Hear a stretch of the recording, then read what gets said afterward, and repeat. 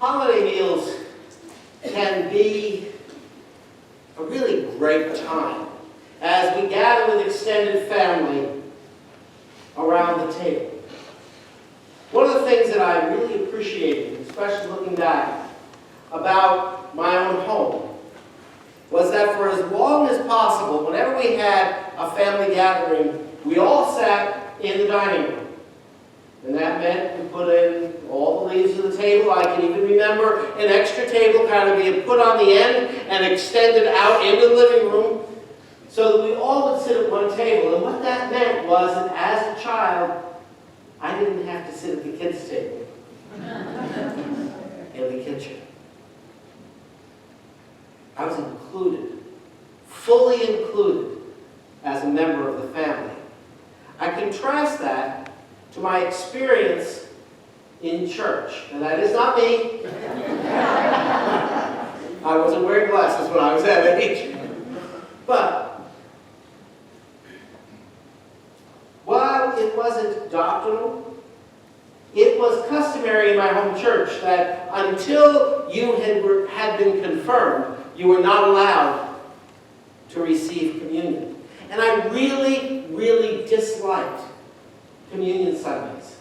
Because you'd sit there in the pew by yourself and everybody would go forward, and we didn't use intention, we didn't keep moving, it was you go up, you knelt, it took a while, and you sit there by yourself, alone. It felt very isolating. And I felt like I was an outsider looking in, as everybody else seemed to be invited to the table. You know, most of us, if not all of us, have had experiences of feeling like we were on the outside looking in. Even in places where we think that we might be welcomed.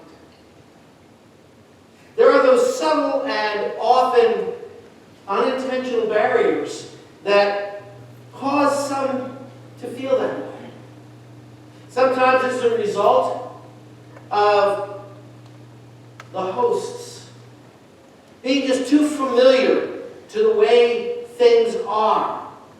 And we forget what it's like to be new in that situation. So creating welcome requires an intentional invitation.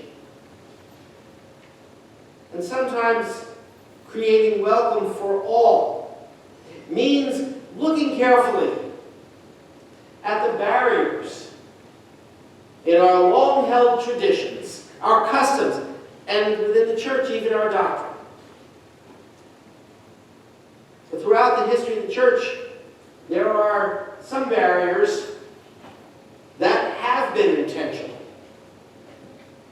As the church was striving for doctrinal purity and faithfulness. John Wesley, the founder of Methodism, found himself on the outside looking in at his beloved Church of England, where he was an ordained priest.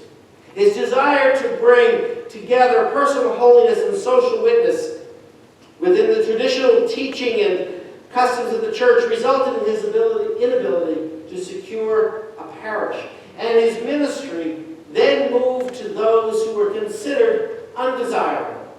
People such as miners, factory workers, prisoners, those living in poverty, those living on the margins of society. From the beginning, Methodists were called to be in ministry to all persons, to break down barriers, even at the expense of angering the status quo.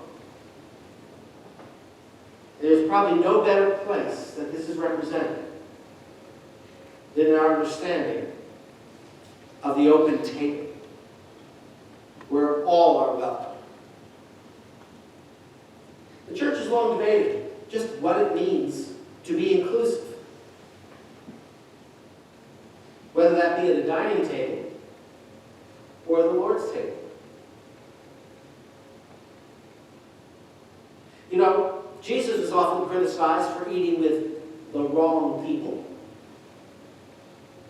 Tax collectors, outcasts, the ritually unclean, women, children, Gospels do we find evidence that Jesus set up barriers to who would sit with him and who would not. Even members of his inner circle sometimes needed some coaching on this. If you'll remember, when the children were to come to Jesus, and the disciples were the ones that said, oh, no, no, no, no, no.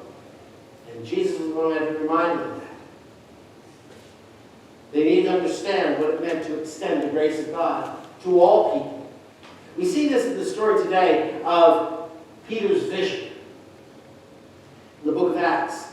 It's not as if Peter was completely closed off to those outside the faith or different people being part of the faith, because he was staying at the home of Simon the tanner in Joppa.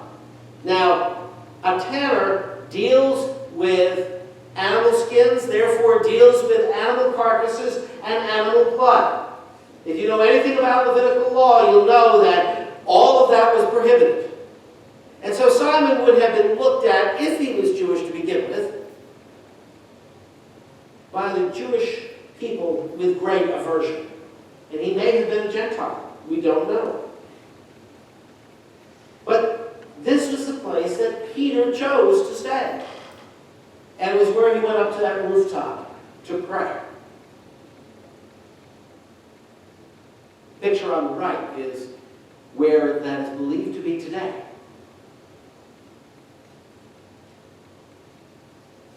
And while he was there, as the scriptures tell us, he has this vision. He has this vision about the sheep with the clean and unclean animals.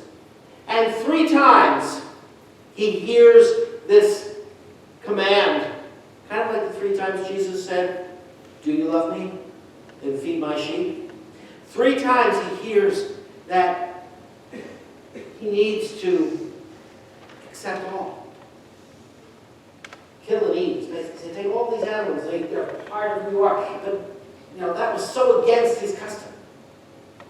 But that actually has prepared him, because there were some people coming from Caesarea, 35 miles north, to Joppa.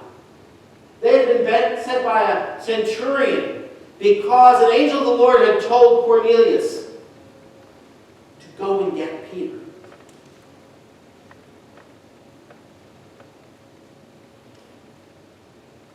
Think about what the implications of this are. You see, Peter was being summoned by a centurion. That was a Roman soldier. He was being summoned to go to this city, Caesarea. There is no notation anywhere in the Gospels that Jesus ever went to Caesarea. What was Caesarea? It was the Roman capital of Judea. This is where most of the year Pontius Pilate lived, except during the High Holy Days. This is where, it's like the headquarters for the soldiers. This was a pagan city. And what was it that Peter was being asked to do? Well, first, just go to this place. Secondly, he was being asked to respond to a request from a centurion, a Roman soldier. Refresh me, I've forgotten. Who was it who nailed Jesus to the cross? And go to the city where Pontius Pilate, the one who ultimately condemned Jesus to his crucifixion, was headquartered. He's being asked to go to the place of the enemy.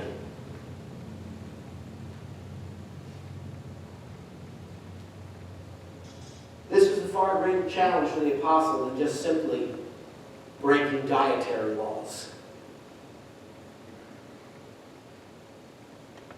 By extension, this is a challenge for all Christians to extend the church and to extend its table to all people, even the enemies. And note also, it was not Cornelius who came to Peter, but even from the command that he heard in that vision, Peter was sent to Cornelius. The implications for that should not be lost for the church. Although there's plenty of evidence that we have lost that implication.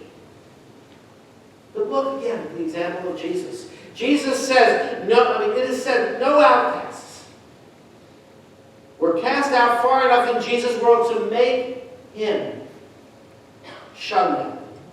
Writes Gary Wills is what Jesus meant. Not Roman collaborators, not lepers, not prostitutes, not the crazed, not the possessed.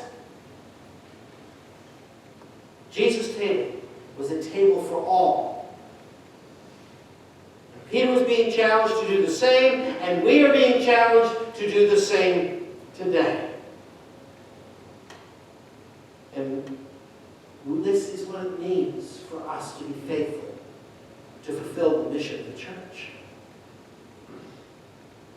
It means much more than simply saying, well, we have services every Sunday at 8:30 and 10:30. If you want to come, show up. It means that we intentionally look at what barriers we might have in ourselves, in our church, in the community at large, and see what's the next barrier we need to break down. It means that we need to go out and invite people that we may never have expected to invite to be part of the fellowship of the church. And we have to fully include them, including at the Lord's table. There can be no preconditions. It cannot be exclusive. But there are those who have the questions. Well, let's ask, what about children? They don't understand. Well, maybe understanding isn't all it's cracked up to be. Because one of the things that I would challenge is that if we were to exclude those who don't understand, thinking that's all children, what do we do with those who suffer from severe dementia? Do we say, well, they don't understand anymore, so they're not allowed in anymore? That's not the church I want to serve. I don't think that's the church any of us want to be part of. Or what about those who don't take the sacrament seriously? I get that. Well, how do we know that their heart is right? I don't know. Is that our job? Wesley called communion a converting sacrament. Meaning that somebody's heart could be changed right at that moment. And if somebody feels drawn to receive at the table of the Lord, who are we to stand in the way and say, well, I'm not sure that you're really worthy today? Now, Malcolm Wesley didn't do some things himself. He actually did turn somebody away from the communion table. It happened to be a woman he wanted to get engaged to, but never asked her, and then she got engaged to somebody else, and he decided that she wasn't worthy. The end result was he snuck out of Georgia. This was in the colony of Georgia. He snuck out and went back to England. And it was after that he had his heart-warming experience. But the table is a different place. The table of the Lord is different than all other places. Think of all the divisions that we make in society. The differences in theology and political ideology, gender, race, ethnicities, culture, gender identity, sexual orientation, marital status, age, citizenship, denomination, and all other categories that we come up with. We all share at the same table. I mean, what would you think if you came here to church and we said, and I announced, the table is open. Republicans to the left, Democrats to the right, independents come down the middle. That might be the first time that we would hear Republicans saying they're on the left and Democrats on the right. I don't know. I don't want to be part of a church like that. We don't say those who are married on the right, those who are single on the left, those who wish they weren't in the status they are, come to the middle. We don't say things like that. We have one table to which all are invited. We don't have different tables for United Methodists and non-United Methodists. Why? Because what unites us, what makes us one, is Christ, not us. One of my friends and colleagues in ministry ends every one of his children's message in his church, with the very same phrase. Reminds the children, there's always room in the circle. It's a mantra for the entire congregation. And they live that out. And the idea is that with the circle, when you add another person into the circle just, everybody just moves a little bit. And we can contain a circle and continue to be that way. In the church, we don't have the circle and a little bump off the side for those who are kind of but not really. We are all part of one circle. And in a circle, the circle as it grows, no one has higher status than another. Everyone has equal standing. None has more power or authority. All are part of that circle. A number of years ago, I met a woman. I'll call her Marissa. She was an undocumented immigrant who had come to the United States with her husband and 2 young boys, only to be abandoned by the husband who had encouraged them all to come. And here she was left with 2 children to support. Marissa earned a living cleaning houses. And she never managed to learn English, which was upsetting to her, but also became a point of derision from others who criticized her, saying, well, if you're going to be in this country, learn the language. Well, one evening, we were having a workshop at the church, and a cover dish. Always have to have a cover dish. On inclusivity and what that meant. We did what's sometimes called a table exercise. We asked everybody to draw a picture of what their table looked like, where they ate growing up. And some had round tables, some had oval tables, some had rectangular tables, and some had TV trays because they all sat in chairs and watched TV during dinner. That's how they grew up. But Marissa drew a tiny little square. You see, with that, she was able to tell her story. And through a translator, she shared with us that when she was about 6 years old, both her parents had died. And she went to live with an uncle who took her in, basically with the condition that she would leave school and become the family servant. Marissa earned her keep by waiting on the family and by sitting on a little cushion in the corner of the kitchen where she would eat after serving everyone else. She never learned English because all of the ESL curriculums required that you could read. She never learned to read in Spanish, let alone in English. But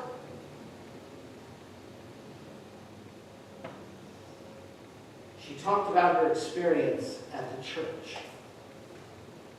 Not as a child, but as an adult.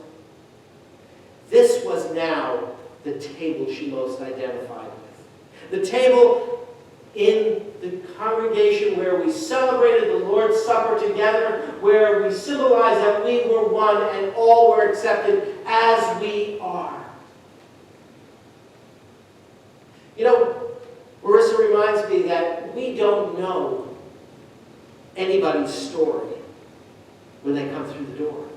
We all have backstories. We all have situations and things in our lives. Some are great joys. There is great brokenness in our world. We don't know what somebody else's story is.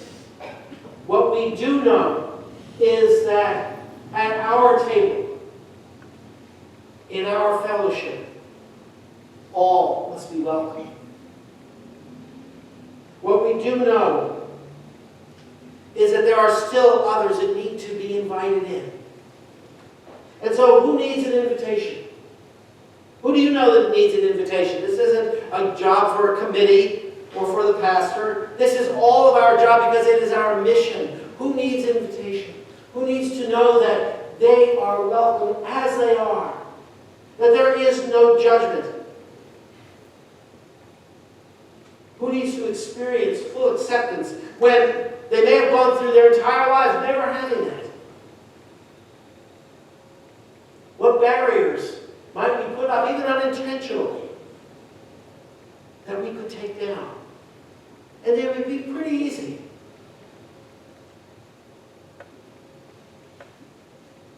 Because when we can do that, when we can start answering those questions, we will be united by the power of the Spirit to be the fellowship, the communion, and the body of Christ, and to witness that for the world.